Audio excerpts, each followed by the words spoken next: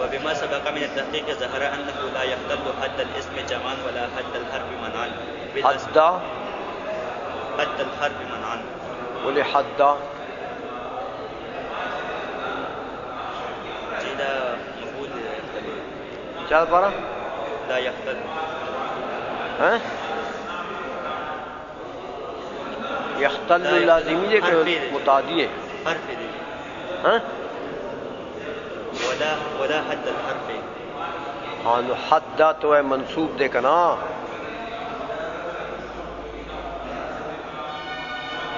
داولی منصوب دے شیخہ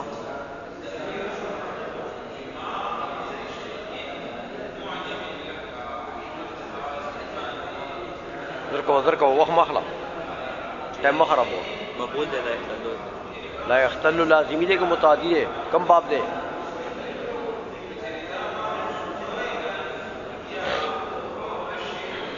یختل کم باب دے باب دے بھی جنے ہاں باب افتعال لازمی کی متعدی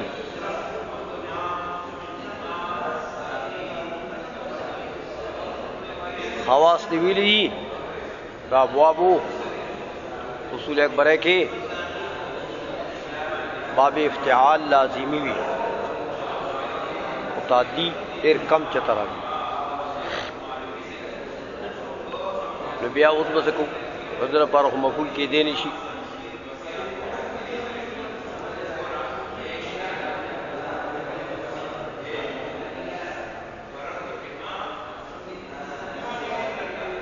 سبکو کتاب نہ کورے کرنا شیخہ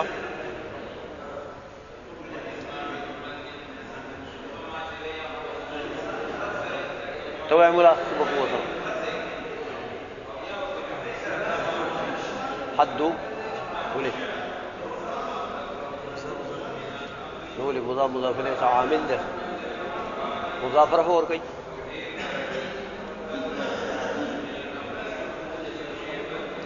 خدا عامل اور معمول تک اس کو وہاں خدا سے خبر ہو لگا کہ اس نفرد کل نمرانی ولے تمکین ولے تعامل من بجنی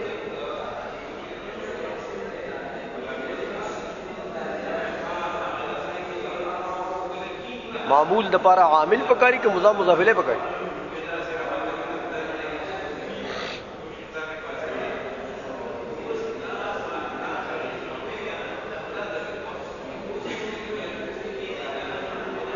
چھوٹا پیرا تو آیا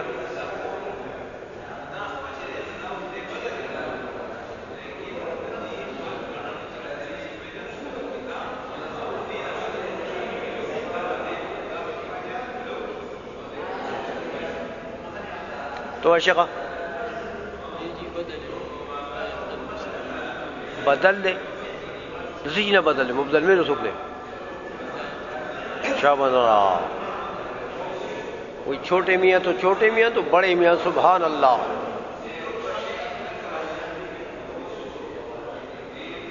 ہاں لا یختلو جملہ دا اور دا جملے دا تو بدل جوڑے تو دا لا یختلو دا پارا بیا محل اعرابی خی کرنے سے آگئی محل اعراب صدے آگا بیا پا دباندے ہوئے کرنے لیکن جملے اعراب کو محلی ہوئی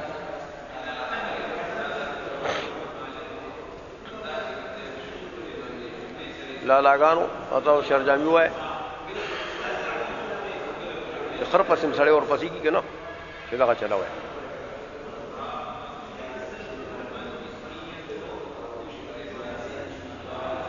تو آئے مختارہ بولے سشے لازمی دے ہاں نو سجل بوجی دا فاعل شو وش شیخا تم لالا ہے لجی کتاب تو نہ گوری کرا ہم دل ٹکاری خوری لیا ومیلو وای مخی لا يختل حد الاسم جمعا ولا حد الحرف منعا بالاسماء اللازمة الاضافة مثل ذو وفوق وتحت وقدام وخلف الى غير ذلك لأن معانيها مفهومات كلية مستقلة بالمفهومية ملحوظة في حد ذاتها لازمها تأقل متعلقاتها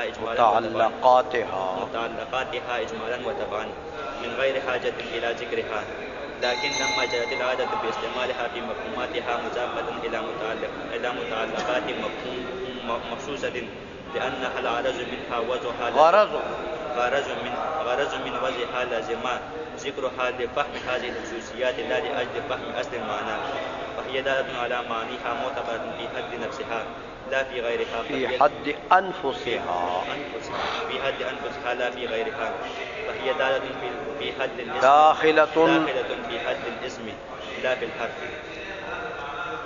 چلو سوئی الغواری علامہ جامی وبما سبق سے مصنف رحمۃ اللہ علیہ جواب دیتا ہے ایک سوال کا.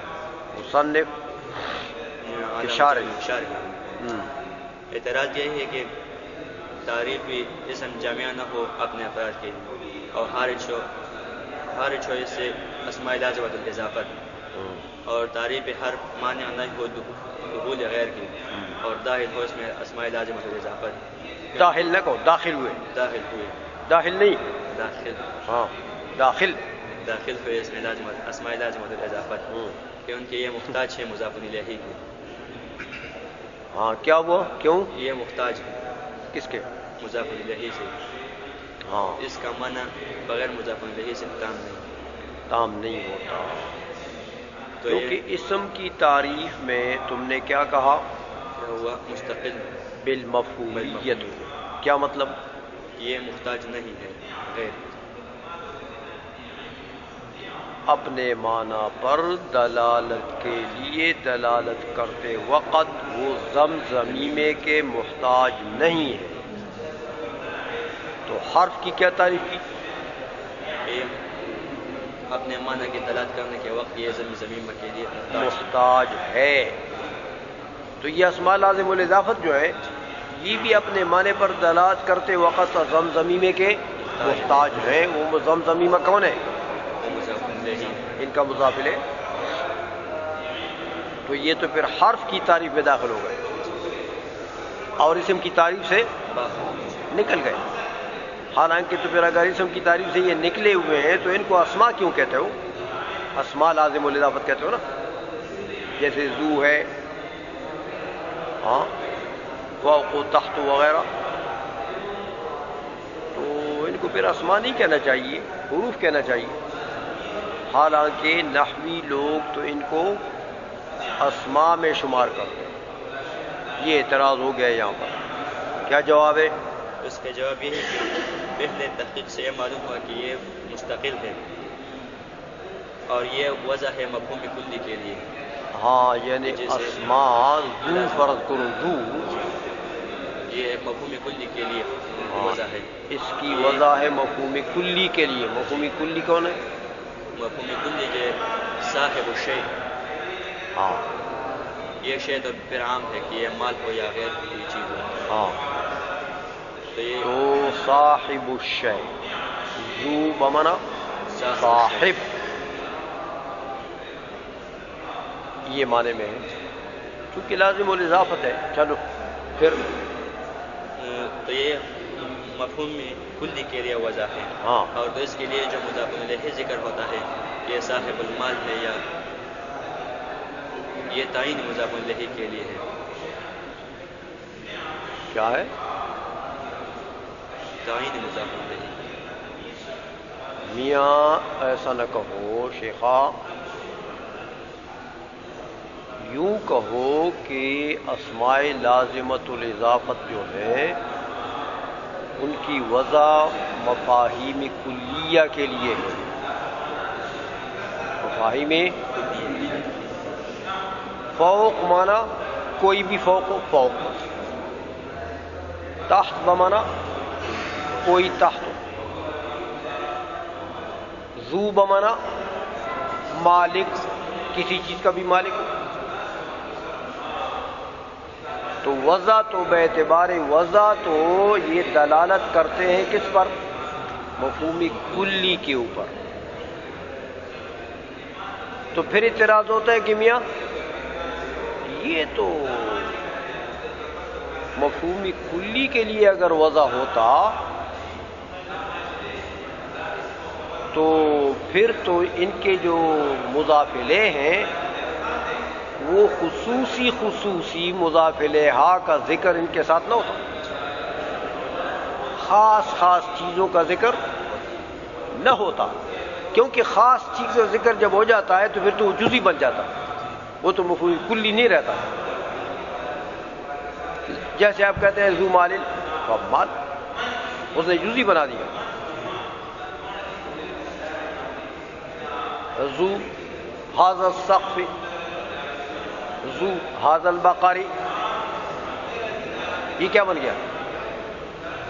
یہ تو جزئی بن گیا۔ تو اگر مفعول کلی پر دلالت کرانا مقصود ہے تو پھر تو اشیاء مخصوصہ کا ذکر ان کے ساتھ ہو بطور مضاف الیہ کے نہ ہوتا، حالانکہ یہاں تو بغیر اشیاء مخصوصہ کے تو عربی لغت میں ان کا استعمال ہی نہیں ہے۔ سمجھائیے، کیسے تم کہتے ہو کہ یہ مفہوم کلی کے لیے وضع ہے؟ کیا جواب دے رہے ہیں؟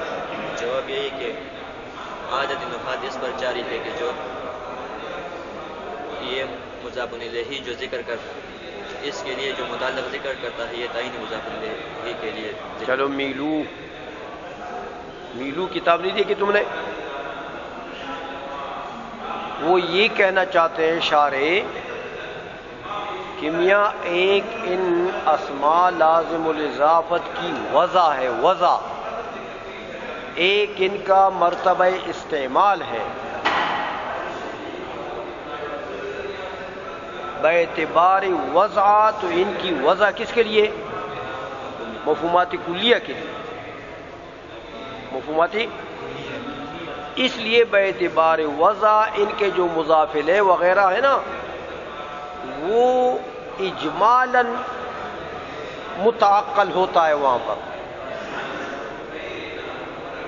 مفہوم کلی ہے تو مفہوم کلی میں مضاف الیہ مخصوص داخل نہیں ہے، مضاف الیہ مخصوص داخل نہیں ہے، ہاں اجمالاً اس کا تعقل ہو جاتا ہے۔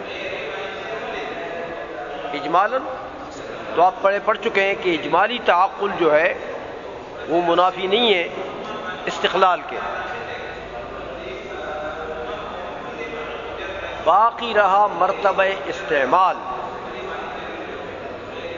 تو کہتے ہیں میاں یہ جو مضاف الیہ ان کی مخصوص چیزیں ہیں نا یہ تو مرتبہ استعمال میں آ کر مخصوص چیزیں بطور مضاف الیہ ان کے ساتھ مذکور ہوتی ہیں، تو یہ تو عرب کی عادت ایسی جاری ہے، عرب کی عادت ایسی جاری ہے کہ ان کو استعمال کرتے ہیں کس میں؟ جزیات میں، لیکن مرتبہ استعمال تو الگ ہوتا ہے مرتبہ وضع سے۔ باعتبار وضع جو ان کا موضوع لہو ہوگا وہ معتبر ہوگا، تو وہ کیا چیز ہے؟ مفہوم کلی، لہذا ان کی وضع مفہوم کلی کے لیے ہے۔ تو جب مفہوم کلی کے لیے ہے تو اپنے وضع کے اعتبار سے یہ معانی مستقلہ ہیں، مستقل بالمفہومیت ہیں، تو جب مستقل بالمفہومیت ہے تو اسم میں داخل ہوئے کہ حرف میں؟ اسم میں داخل ہوئے، سمجھ گئے ہو؟ باقی جو تم خاص مضاف الیہ کی بات کرتے ہو تو تم مرتبہ استعمال میں آ کر ہو جاتا مرتبہ، ہاں تو استعمال ان کا ذو کا مثلا خاص مضاف الیہ کو ساتھ لگا دیں گے، ہاں ذو مال، ذو ھذا البقر، ہاں تو یہ تو مرتبہ استعمال ہے۔ آئی سمجھ میں؟ وبما سبق من التحقيق ظهر انه لا يختل، وما سبق تحقيق سے یہ ظاہر ہوا کہ لا يختل حد الاسم جمعا، حدن نہیں واقع ہے تعریف اسم میں جمعا، یہ جامع باعتبار جامعیت کے، ولا حد الحرف منعن اور نہ تعریف حرف میں منعن باعتبار مانعیت کے بالاسماء لازمۃ الاضافت اسماء لازمۃ الاضافت سے مثل ذو و فوق و تحت مثل سے جو ذو ہے فوق ہے یا تحت قدام خلف ہے بلا غیر ذالک اور ایسے لأن معنیها مفہومات کلیہ کیونکہ اس اسماء لازمۃ الاضافت کا معنی مفہومات کلیہ ہے مستقلۃ بالمفہومۃ مستقل بالمفہومیت ہے ملحوظۃ بحد ذاتها اور اس کا لحاظ ہوا ہے اپنی ذات کے اعتبار سے یہی مفہومات کلیہ جو ہیں یہ معتبر ہیں اپنے ذات کے اعتبار سے ولازمها تعقل متعلقاتها اجمالا مرتبان اور اس کے ساتھ تعقل متعلقات اجمالا لازم ہے من غیر حاجت الى ذکرها تو جب اجمالاً ہے تو اجمال تو میاں منافی استقلال کے نہیں ہے چلو لیکن لما جرت العادت باستعمالها في مفہوماتها لیکن جب نحات کی عادت جاری ہے عرب کی عادت جاری ہے اس کا استعمال مفہومات کلیہ میں مضافۃ الی متعلقات مخصوص یہ مضاف کرتا ہے مفہومات متعلقات مخصوصہ کی طرف یعنی مرتبہ استعمال میں ان کے ساتھ وہ مضاف الیہ جو ہے وہ مخصوص کا ذکر ہوتا ہے مرتبہ استعمال میں آ کر لأنها الغرض من وضعها لازم غرض لأنها الغرض من وضعها لازم ذکرها کیونکہ یہی مقصود ہے ان کی وضع کرنے سے لفهم هذه الخصوصیات یہ ذکر فهم خصوصیات کے لیے ہے لا لاجل فهم اصل المعنی نہ فهم اصل معنی اصل معنی تو مفہوم کلی ہے تو اصل معنی مفہوم کلی کے فہم کے لیے تو یہ مضاف الیہ وغیرہ کا ذکر نہیں ہوتا سمجھ آ گئی ہے چلو یہ دالۃ علی معانیها معتبرۃ فی حد انفسها بس یہ دال ہے یہ جو اسماء لازم الاضافت ہیں یہ دال ہے معانی معتبرہ فی حد انفسها اپنے معانی پر جو معتبر ہیں فی نفسها لا فی غیرها معتبر فی نفسها تو دیکھو اب گویا کہ اسم کی تعریف کیا تھی فی ما دل علی معنی تو یہ فی نفس فی کون سا لیا تھا اعتباری اس لیے نکال دیا معتبرتن فی حد انفسها کہ ان کا اعتبار فی حد ذاتها ہے لا فی غیرها یعنی لا معتبرتن فی غیرها کہ حرف بن جائے ایسا نہیں ایسا میں یہ دالت فی حد الاسم لا فی حد الحرف بس یہ حد اسم میں داخل ہوا اور تعریف حرف میں داخل ہوا تو مطلب یہ ہے کہ اسم کی تعریف جامع ہوئی اور حرف کی تعریف مانع ہو گئی ہے نہ یہاں سے کوئی گیا ہے اور نہ وہ حرف میں داخل ہوا ہے سمجھ آ گئی ہے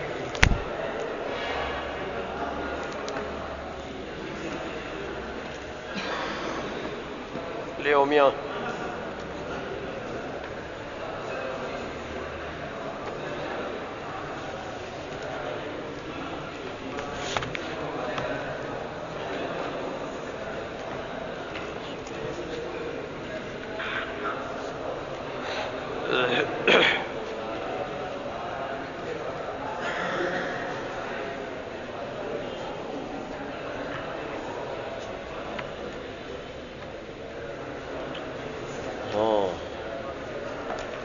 چلو اسلام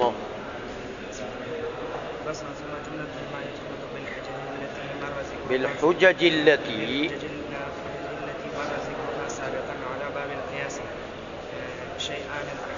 شيئان الأحكام المشروعة وما يتعلق به الأحكام المشروعة وإنما يصح التعليل للقياس بعد معرفة هذه الجملة فألحقناها بهذا الباب معلوم ہوتا ہے کتاب دیکھنی بعد هذه الجملة چلو وسيلة إليه بعد أحكام طريق التعليل أما الأحكام فأنواع أربعة حقوق الله تعالى خالصة وحقوق العباد خالصة وما اجتمع فيه حقان وحق الله تعالى فيه غالب كحد القذف وما اجتمع فيه وحق العبد فيه غالب كالقصاص وحقوق الله تعالى ثمانية أنواع صبر کرو اچھا جی اب فصل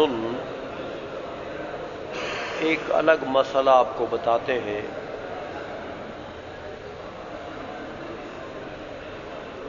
فرماتے ہیں میاں ایک ہے حجج شرعیہ. حجج شرعیہ کی بھی دو قسمیں ہیں.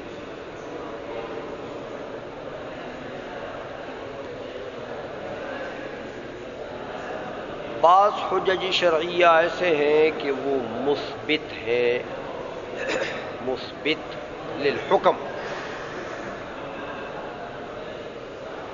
بعض حجج شرعیہ ایسی ہیں کہ وہ مثبت للحکم نہیں ہے بلکہ مظہر للحکم.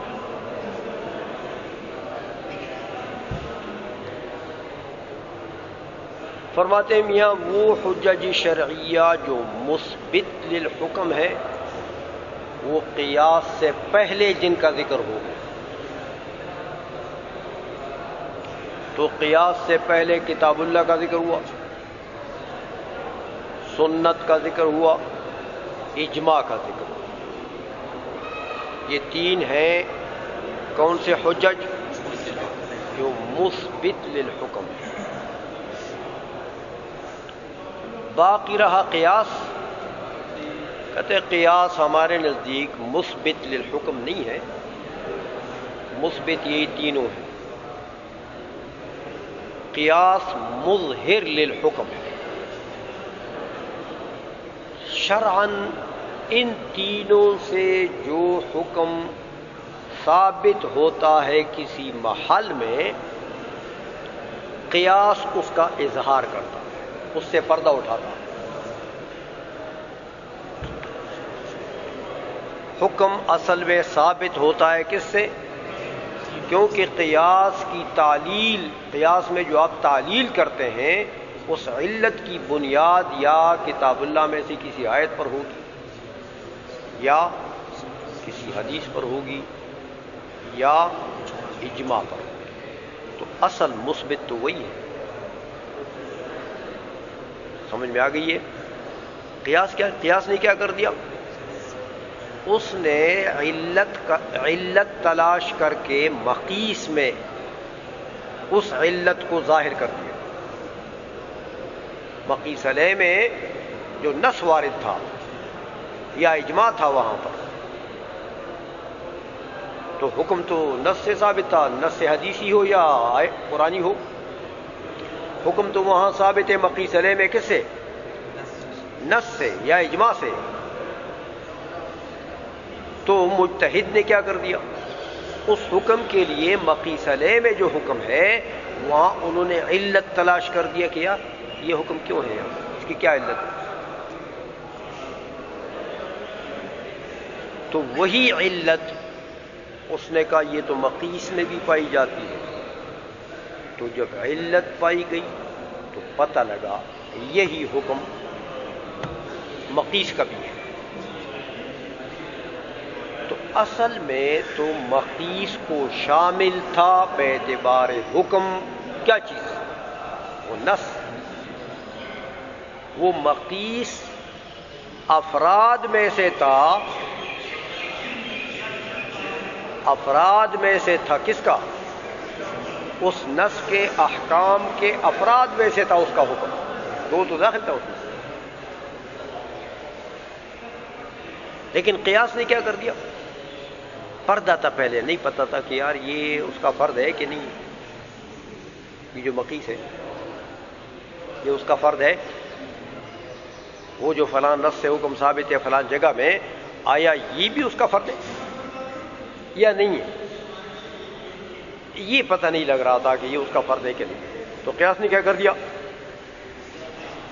پردہ چاک کر دیا. قیاس نے بتا دیا ہاں یہ اس کا فرد ہے، لہذا وہ حکم اس میں.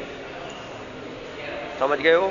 تو قیاس نے اظہار کیا ہے، قیاس نے اس بات نہیں کیا. بس اب یہ کہتے ہیں کہ میاں جو حجج مثبتہ ہے ان سے بات کرتے ہیں. حجج مثبتہ جو 3 ہیں، ان حجج مثبتہ جو چیز ثابت کرتی ہے، فرماتے ہیں وہ 2 چیزیں ہیں. ایک ہے عین احکام شرعیہ،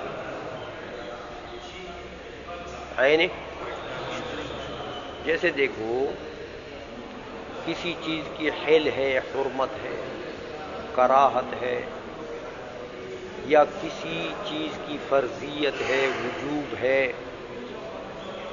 حرمت ہے، کراہت ہے، اباحت ہے، یہ سب احکام تکلیفیہ ہے نا. احکام تکلیفیہ کہلاتے ہیں، اس کو احکام شرعیہ بھی کہلاتے ہیں. تو ایک تو حجج مثبتہ سے یہ احکام شرعیہ ثابت ہوتے ہیں. کسی چیز کی فرضیت کے مکلف کے اوپر یہ چیز فرض ہے، یہ اس کے اوپر واجب ہے، اور یہ اس کے اوپر اس کے لیے مباح ہے، اور یہ اس کے لیے مکروہ ہے، اس کے لیے حرام ہے، یہ اس کے لیے حلال ہے اور یہ حرام ہے.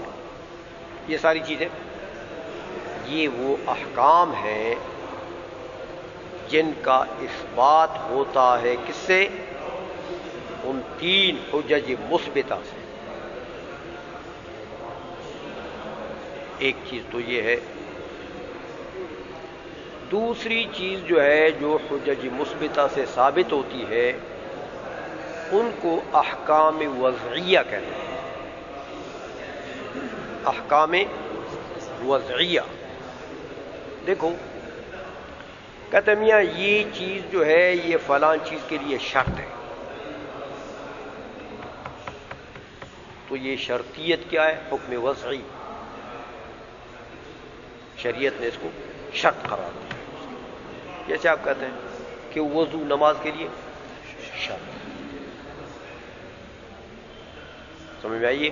تو اب یہ وضو کے اوپر شرطیت کا حکم کرنا یہ کیا ہے؟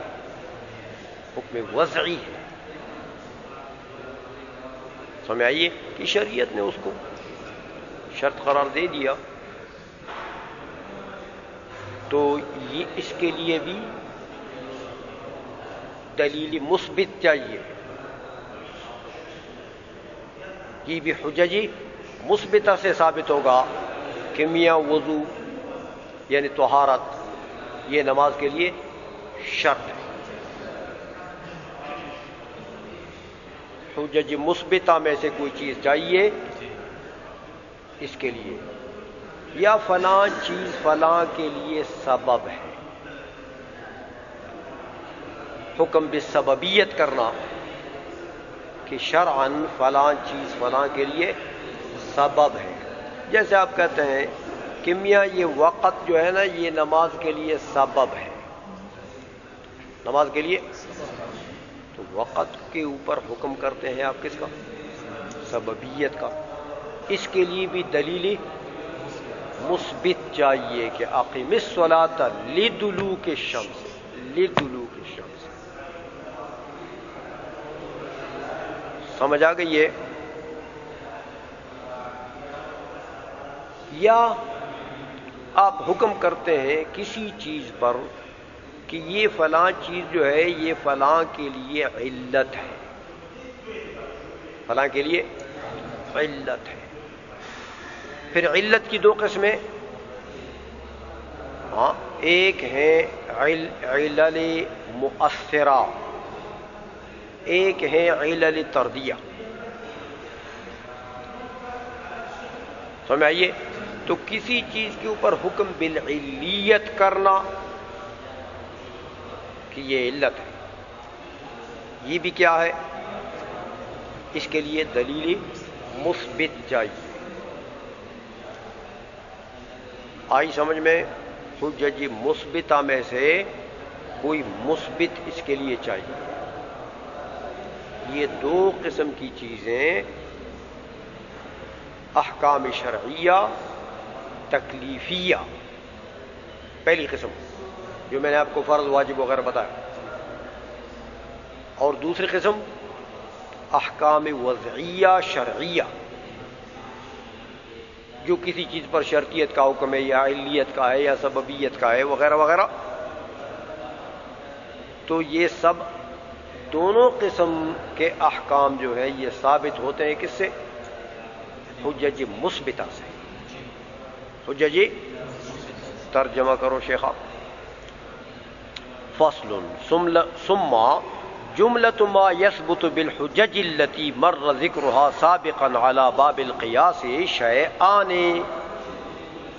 ہاں پھر مجموعہ وہ جو ثابت ہوتے ہیں ان حجج سے مر ذکرها سابقا على باب القياس، قیاس سے پہلے جن حجج کا ذکر ہو گیا ان حجج سے جو چیز ثابت ہوتی ہے وہ جملہ کتنا ہے، مجموعہ کتنا ہے؟ شیئان. وہ دو چیزیں ہیں. دو چیزیں کون سی ہیں میاں؟ کہتے ہیں ایک تو ہیں الاحکام المشروعۃ، احکام تکلیفیہ. سمجھ گئے ہو؟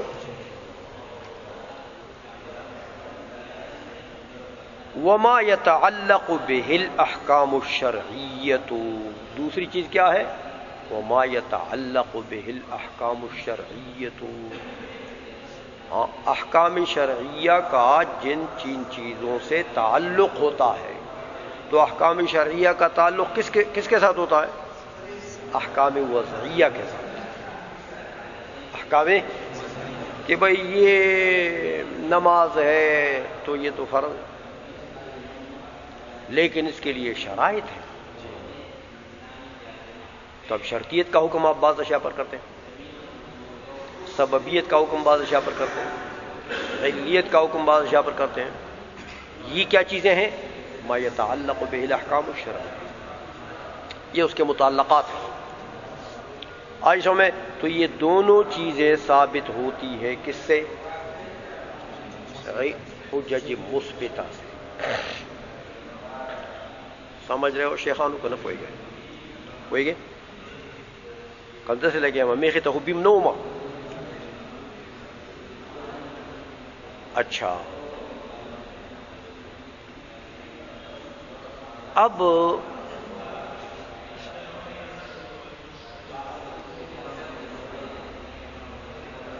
میاں کہتے ہیں قیاس حجج مثبتہ سے تو یہ دو چیزیں ثابت ہو. تو یہ قیاس کس مرض کی دوا ہے؟ کہتے یار قیاس کی بنیاد تو تعلیل پر ہے نا. کس پر ہے؟ تعلیل پر. تو تعلیل تو مجتہد اس وقت نکالے گا جب ان دو چیزوں کو جانے گا. جب ان دو چیزوں کو پہچانے گا تو پھر وہ جا کے تعلیل کرے گا حکم منصوص میں، علت نکالے گا. تو پھر اس علت کے تعدیہ کی وجہ سے پھر وہ حکم کو بھی متعدی کرے گا مقیس کی طرح. تو مطلب یہ ہے کہ گویا کہ قیاس کا تعقل موقوف ہے ان دو چیزوں کے تعلق. سمجھے ہو؟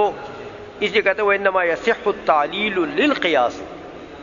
میاں تعلیل للقیاس اس وقت صحیح ہے کب؟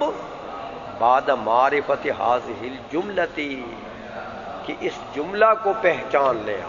اس جملہ کو، جملہ سے مراد یہ دونوں قسم کے احکام شرعیہ تکلیفیہ اور وضعیہ، ان دونوں کو پہچانو گے تو پھر قیاس کے لیے مجتہد جو ہے وہ تعلیل کرتا ہے. آج سمجھ میں؟ اچھا اب کہتے ہیں میاں جب ایسا ہوا کہ ان دونوں قسم کے احکام کو پہچاننے کے بعد مجتہد تعلیل کرتا ہے پھر قیاس کے لیے.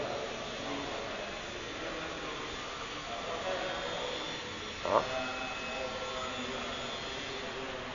تو اس کے معنی کیا ہوا؟ اس کے معنی تو یہ ہوئے کہ یہ معرفت جملہ، ان دونوں قسموں کی معرفت وسیلہ ہے، ذریعہ ہے، کس کے لیے؟ معرفت قیاس کے لیے. نہیں سمجھو؟ جب تم کہتے ہو کہ اس جملہ کو پہچاننے کے بعد تعلیل مجتہد للقیاس ہوگی، اس کا مطلب کیا ہوا؟ کہ یہ پہلے پہچانیں گے تو تعلیل للقیاس بات. تو یہ اس جملہ ان دونوں چیزوں کی معرفت کیا ہوئی؟ وسیلہ. کس کے لیے؟ قیاس کے لیے. تو یہ وسائل کا ذکر تو پہلے ہوتا ہے، وسائل کا ذکر تو قیاس سے تو پھر ان احکام کا ذکر پہلے ہونا چاہیے قیاس کی بات سے. پہلے احکام شرعیہ تکلیفیہ کا ذکر ہو، پھر وضعیہ کا ذکر ہو، تو پھر قیاس کا ذکر ہونا چاہیے تاکہ قیاس پھر سمجھ میں آئے.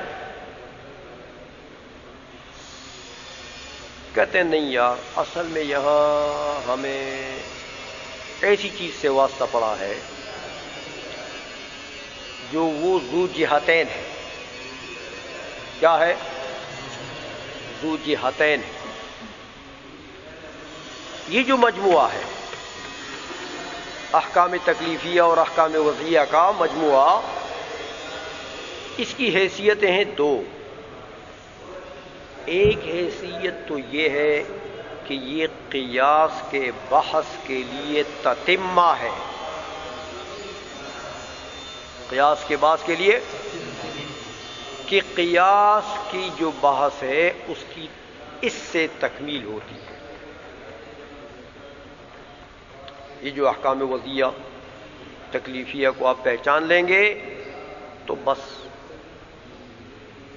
قیاس کے بعض کی تکمیل ہو گئی. تو ایک حیثیت تو اس کی یہ ہے کہ یہ قیاس کے لیے کیا ہے؟ تتمہ. دوسری حیثیت اس کی ہے کہ یہ اس کے لیے وسیلہ. تو اس حیثیت سے کہ یہ وسیلہ ہے اس کو قیاس سے مقدم کرنا چاہیے، اور اس حیثیت سے کہ یہ تتمہ ہے قیاس کے لیے مؤخر ہونا چاہیے. اس لیے کہتے ہیں یار ہم نے اس ایک حیثیت کا لحاظ کیا. کون سی حیثیت کا؟ کہ یہ تتمہ ہے، تو قیاس کے بعد ہم نے ذکر کیا. آئی سمجھ میں؟ ہاں البتہ وہ پہلی والی جو حیثیت ہے کہ یہ وسیلہ ہے، اس کا تھوڑا سا لحاظ ہم نے رکھا ہے. اس کا بھی تھوڑا سا، وہ تھوڑا یہ رکھا کہ قیاس اور اس بحث کے درمیان میں کوئی اور چیز ہم نہیں لائے. قیاس کے متصلاً اس کا ذکر کیا. تو تتمہ کا لحاظ کیا، اس لیے قیاس کے بعد لے آئے. تھوڑا سا لحاظ وسیلہ ہونے کا بھی کیا کہ قیاس اور اس بحث کے درمیان میں کسی اور چیز کو نہیں لائے، بلکہ قیاس کے ساتھ متصلاً اس کا ذکر کیا. سمجھ آ گئی شیخانو؟ اس لیے فرماتے ہیں کہ دیکھو میاں فَأَلْحَقْنَاهَا بِهَذَا الْبَابِ، اس جملہ کو ہم نے لاحق کر دیا کس کے ساتھ؟ بِهَذَا الْبَابِ. کون سے باب؟ قیاس کے باب. الحقنا، الحاق کیا ہم نے. الحاق کا مطلب بعد میں لائے لیکن متصل لائے. الحاق دو چیزوں کو شامل ہے، بعد متصلہ. تو بعد میں لائے، یہ لحاظ ہے کس کا؟ تتمہ کا. متصلا لائے، یہ تھوڑا سا لحاظ ہے کس کا؟ وسیلے ہونے کا. لِتَكُونَ وَسِيلَةً إِلَيْهِ. دیکھو لِتَكُونَ وَسِيلَةً، ساتھ ملا دیا. بالکل ساتھ کیوں ملا دیا؟ تاکہ وسیلہ بن جائے، قیاس کے لیے وسیلہ بن جائے. بعد احکام طریق التعلیل، بعد احکام طریق التعلیل، کہ میاں مجتہد جب تعلیل کرتا ہے تو اس کے تعلیل کا طریقہ مضبوط ہو. سمجھ میں آئیے؟ تو اس لیے ہم نے یہ بحث جو ہے یہ قیاس کے ساتھ اس کا الحاق کر دیا ہے. قیاس کے ساتھ ہو. اچھا، اب یہ بات تو ختم ہو گئی. اب بتایا تھا کہ احکام شرعیہ تکلیفیہ جو ہیں یہ گویا کہ حجج مثبتہ سے ثابت ہوتی ہیں. تو احکام حکم کی جمع ہے. حکم کے لیے حاکم چاہیے. حکم کے لیے تو یاد رکھو اہل سنت یعنی اشاعرہ اور ماتریدیہ دونوں کا اس پر اتفاق ہے کہ حاکم علی الاطلاق اللہ جل مجدہ ہے. حاکم کون ہے؟ اللہ جل مجدہ. معتزلہ کہتے ہیں عقل بھی حاکم ہے یار، عقل بھی. لیکن اہل سنت عقل کو حاکم نہیں مانتے. سمجھ آئیے؟ عقل مدرک الحسن والقبح ہے. چیز میں حسن اور قبح کا ادراک کرنا یہ عقل کر سکتی ہے کہ حسن ہے، لیکن حاکم نہیں مانتے. حاکم نہیں ہے، حاکم اللہ ہے.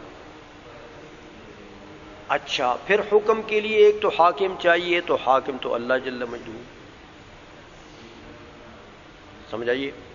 ایک محکوم علیہ چاہیے. محکوم علیہ مکلف، جس کے اوپر یہ حکم نافذ ہوگا، اللہ کا حکم، وہ کون ہے؟ مکلف. سمجھ آ گئی ہے؟ اور ایک محکوم بھی ہی ہونا چاہیے. محکوم بھی ہی کیا چیز ہے؟ فعل المکلف. سمجھ آئیے؟ کہ اس حکم کا تعلق ہو اس چیز سے. تو احکام شرعیہ کا تعلق کس سے ہوتا ہے؟ فعل مکلف سے. خطاب اللہ تعالی، حکم نام ہے کس کا؟ خطاب اللہ تعالی المتعلق بافعال المکلفین اقتضاء اور تخییرا. حکم فقہی کی یہ تعریف ہے نا. تو کہتے ہیں میاں یہ تین چیزیں حکم کے لیے چاہیے. حاکم وہ اللہ جل مجدہ، محکوم علیہ وہ مکلف، محکوم بھی وہ فعل المکلف. اچھا، تو اب فرماتے ہیں کہ میاں اما الاحکام فانواع اربعۃ. احکام جو ہیں وہ چار قسم کے ہیں. چار دیکھو میاں، ایک تو حقوق اللہ تعالی خالصتاً. بعض احکام ایسے ہیں جو وہ محض حقوق اللہ، اس میں حقوق العباد کا اختلاط نہیں. اور وہ عموماً وہ احکام ہوتے ہیں جو احکام عامہ ہوتے ہیں. احکام عام جس میں منفعت ہو، منفعت عامہ، اور جس میں ضرر ہو، ضرر عام. اس کے کرنے میں فرض کرو ایک چیز ایسی ہے جو حرام ہے، جیسے زنا لے لو، اشارے نے اس کی مثال دی، زنا لے لو، تو زنا کے متعلق باری تعالیٰ نے فرمایا ولا تقربوا الزنا، حکم دے دیا نا. تو حاکم کون؟ اللہ تعالیٰ. محکوم علیہ کون؟ لا تقربوا. کس کو؟ ان کو خطاب ہے، مکلفین کو. محکوم بھی کون؟ زنا، فعل مکلف ہے. سمجھ آ گئی ہے؟ میاں یہ جو زنا ہے اس کے کرنے میں مضرت عامہ ہے. کرنے میں دیکھو، زنا اگر ہو جائے تو نسب ختم. اگر زنا حرام نہ ہو، زنا ہوتا رہے، جیسے یہ نصارا اور یہود جو ہیں، یہ لعنتی لوگ جو ہیں وہ زنا پر فخر کرتے ہیں، تو کدھر ہے ان میں نسب؟ نہ باپ ہے، نہ بیٹا، نہ بیٹی ہے.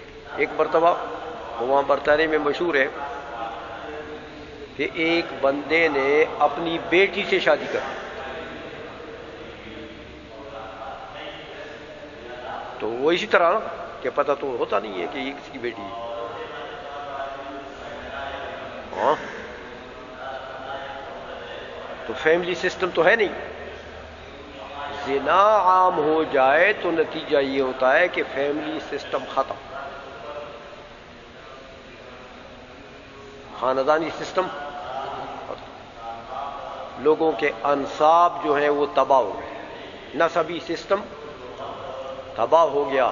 نسبی سسٹم تباہ ہو گیا تو نتیجہ کیا ہوا؟ نتیجہ یہ ہوا کہ میاں ایک ضرر عام پھیل گیا، ایک ضرر عام پھیل گیا. کیوں؟ کہ نسب کے تباہ ہونے کا ضرر تو ضرر عام ہے نا میاں، یہ کسی ایک بندے کو تو نہیں ہے، ضرر عام ہے. پھر ارث کا سسٹم جو نصف العلم ہے وہ ختم ہو گیا. ماں بیٹی ہے نہیں، باپ بیٹا ہے نہیں، تو میراث کیسے لگے گا؟ سمجھ میں آ گئی ہے؟ تو میراث کا پورا فن ہی ختم ہو گیا. نہیں سمجھ آئی؟ تو یہ ضرر عام ہے نا. ضرر تو ایسی چیز جس میں منفعت عامہ ہو اور اس کا ضرر عام ہو، چاہے کسی جہت سے ہو، تو زنا کے روکنے میں منفعت عامہ ہے، اس لیے فرمایا ولا تقربوا. اور زنا کے پھیلنے میں مضرت عامہ ہے. سمجھ آ گئی ہے؟ اس کو کہتے ہیں حقوق اللہ. اس میں کسی بندے کو ملحوظ نہیں رکھا جاتا کہ بھی تیرے لیے زنا حرام ہے، کسی خاص جزی کو ملحوظ نہیں رکھا جاتا. تو یہ حقوق اللہ ہے. آئی سمجھ میں؟ خالصتاً. وہ حقوق العباد خالصتاً. حقوق العباد خالصتاً وہ ہوتے ہیں جس میں منفعت خاصہ یا مضرت خاصہ، منفعت خاصہ یا مضرت خاصہ. اس کے مقابلے میں وَمَجْتَمَعَ فِيهِ حَقَّانِ وَحَقُّ اللَّهِ تَعَالَى فِيهِ غَالِبٌ، یا یہ کہ اللہ کا حق بھی ہو اس میں اور بندے کا بھی ہے، لیکن اللہ کا حق وہاں پر غالب ہے. مثال دیتے ہیں کہ حد القذف، جیسے حد قذف. دیکھو کسی نے کسی عورت کو زانیہ کہہ دیا، یا کسی مرد کو، کسی عفیف کو زانی کہہ دیا، قاضی کے پاس کیس چلا گیا، قاضی نے کہا میاں لاؤ فاتو باربعۃ شہداء، زانی ہے، اب اس کے پاس گواہ تو نہیں ہے، تو قاضی کیا کہے گا؟ یار اس کو تو حد قذف لگا دو، حد قذف اس کو۔ تو اب یہ حد قذف جو ہے، دیکھو قذف میں تو میاں ایک مضرت عامہ ہے، یہ ایک دوسرے کو زانی زانی کہنا، اس میں تو مضرت ہے، جیسے زنا میں مضرت عامہ ہے، زانی زانی کہنے میں بھی مضرت عامہ ہے، کیونکہ جو زانی ہونے سے متہم ہو جاتا ہے، میاں کوئی بندے دا پتر اس دے ہوتے اعتماد کرتا ہے، پھر کہتے اس کو پرے کرو، سمجھ آئی نا؟ تو پھر تو ایک تو اس میں تو باری تعالیٰ کا حق بھی ہے، اس میں باری تعالیٰ نے حکم دے دیا اس لیے، لیکن بندے کا بھی حق ہے، کیونکہ جس بندے کو زانی کہہ دیا گیا اس کی توہین نہیں ہوئی، میاں اس کی تو توہین ہو گئی، تو توہین ہوئی ہے، اس کی حد لگا دو تاکہ اس کی تلافی ہو جائے۔ تو دیکھو ایک توہین خاص کی تلافی ہو گئی، توہین تو یہ بندے کا حق ہے عائشہ میں، لیکن اللہ کا حق اس میں غالب ہے، میاں بندے کا بھی حق ہے لیکن اللہ کا حق غالب ہے، کیونکہ جو اس کی منفعت عامہ ہے وہ تو غالب ہے، ظاہر بات ہے۔ وَمَا اجْتَمَعَ فِيهِ وَحَقُّ الْعَبْدِ فِيهِ غَالِبٌ، ہاں یا دونوں حقوق جمع ہے لیکن عبد کا حق اس میں غالب ہے، کالقصاص، جیسے قصاص۔ اب دیکھو میاں، کسی کا بھائی کسی نے قتل کر دیا، عمدن قتل کر دیا، تو قاضی نے قاتل کے اوپر قصاص کا حکم دے دیا، تو اللہ تعالیٰ نے کیا فرمایا؟ وَلَكُمْ فِي الْقِصَاصِ حَيَاةٌ يَا أُولِي الْأَلْبَابِ، تو منفعت عامہ بتا دیا کہ نہیں؟ یہ منفعت عامہ ہے کہ وَلَكُمْ، تم سب کے لیے، پورے معاشرے کے لیے۔ قصاص میں کیا ہے؟ حیات، تمہاری حیات کا تحفظ ہے، یہ قصاص کا جو حکم ہے اس میں تمہاری زندگی کا تحفظ ہے، تو یہ تو منفعت عامہ ہے، تو اللہ کا حق بھی اس میں ہے، لیکن بندے کا حق بھی ہے۔ جو مقتول ہوا اس کا خون بہہ گیا نا، تو کسی کا وہ بھائی ہے، کسی کا بیٹا ہے، ہاں میاں قصاص لینا اس کا حق ہے، جو ولی اقرب ہے نا، اس کا مقتول کا ولی اقرب، اس کا حق ہے، اس لیے اگر وہ معاف کر دے تو ختم۔ ولی اقرب اگر معاف کر دے تو کر سکتا ہے کہ نہیں کر سکتا؟ دیت کی طرف چینج ہو جائے، اگر وہ معاف کر دے تو کدھر چلا گیا؟ اب قیاس چینج ہو گیا، دیت، تو بندے کا بھی حق ہے نا، اسی لیے تو اس کے معافی سے معافی ہو جاتی۔ سمجھ نہیں آئی؟